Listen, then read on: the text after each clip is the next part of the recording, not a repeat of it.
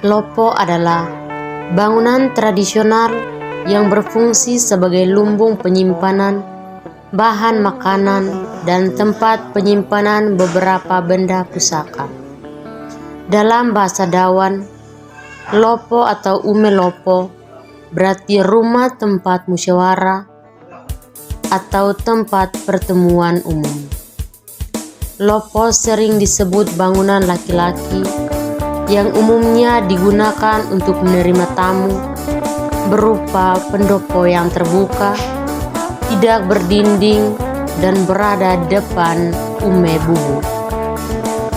Rumah lopo atau ume lopo memiliki fungsi antara lain sebagai tempat tinggal, tempat menerima tamu, tempat mendidik anak, tempat sembahyang, tempat upacara, tempat demokrasi atau musyawarah mufakat dalam keluarga, tempat menyimpan bahan makanan, tempat menyimpan barang pusaka, tempat berteduh, dan tempat melindungi diri dari hujan.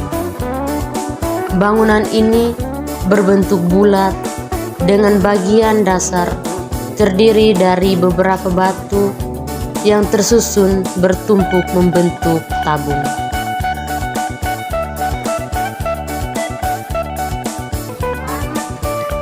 Modeling dan teksturing yang pertama adalah fondasi. Fondasi merupakan dasar dari sebuah bangunan yang memiliki fungsi sebagai penopang bangunan di atasnya. Fungsi fondasi lopo selain sebagai dasar pembangunan lopo, sekaligus untuk mencegah masuknya air ke dalam lopo saat hujan. Fondasi memiliki diameter lingkaran 400 cm dan tinggi 50 cm dan lebar 30 cm. Yang kedua adalah tiang. Tiang merupakan salah satu bagian dari struktur bangunan yang berfungsi sebagai penahan beban dari atap bangunan tersebut.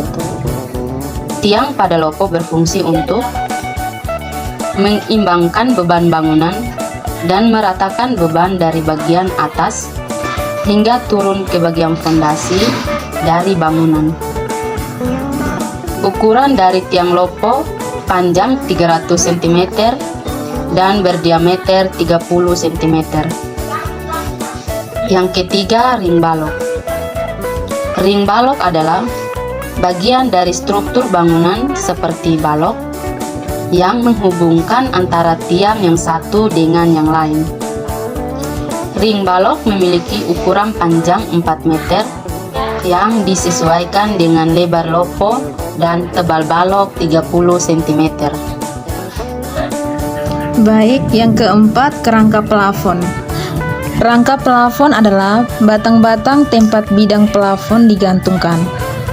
Rangka plafon terdiri dari beberapa bagian, yaitu balok induk dan balok anak. Balok induk berperan sebagai rangka utama. Ukuran yang digunakan dengan panjang 450 cm dan lebar 15 cm.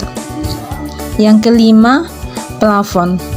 Penutup loteng atau plafon yang terbuat dari papan atau dalam bahasa daerah disebut bena dengan ukuran yang digunakan untuk tebalnya 4 cm. Plafon pada lopo memiliki fungsi sebagai tempat untuk menyimpan makanan atau hasil panen. Yang keenam, tiang penyangga atap.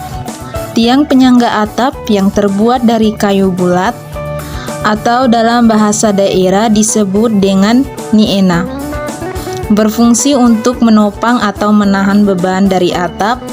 Ukuran yang digunakan yaitu panjang 180 cm. Yang ketujuh, kerangka atap.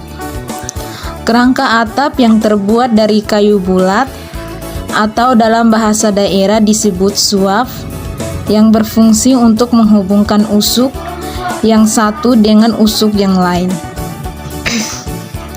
Biasanya Ukuran yang digunakan untuk usuk dengan panjang 3 meter sampai 4 meter, sedangkan untuk kerangka lingkarannya 4 sampai 6 meter. Yang kedelapan, atap. Atap atau biasa dalam bahasa daerah disebut tef, yang berfungsi sebagai penutup bangunan atau bagian paling atas dari lopo yang terbuat dari alang-alang, atau dalam bahasa daerah disebut hun, tetapi akhir-akhir ini lebih banyak memakai seng batau, sejenis yang lebih mewah untuk atapnya.